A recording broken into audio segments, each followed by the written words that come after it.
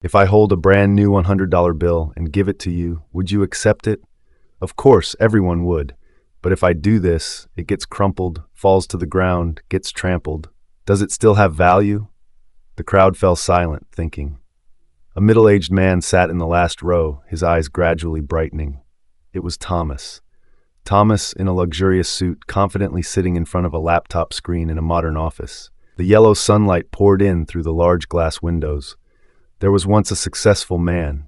He had a good job, a nice apartment, a dream life.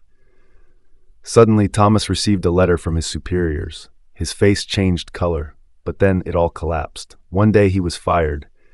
Thomas walked out of the office building, holding a box of personal belongings. The sky was gloomy, the cold wind blew through his vest. What did I do wrong? Thomas sat on a park bench, his vest wrinkled, his face haggard. People passing by glanced at him with disdain or indifference. He looked like a failure, maybe someone who didn't know how to seize opportunities. We judge a person only by the moment they fail. Society does not hesitate to turn its back, criticize. And then, even he himself began to believe that he was no longer valuable. Thomas stood in front of another company, holding his resume, but the recruiter shook his head. He stood in the rain, watching others succeed while he was lost. He had no meaning anymore.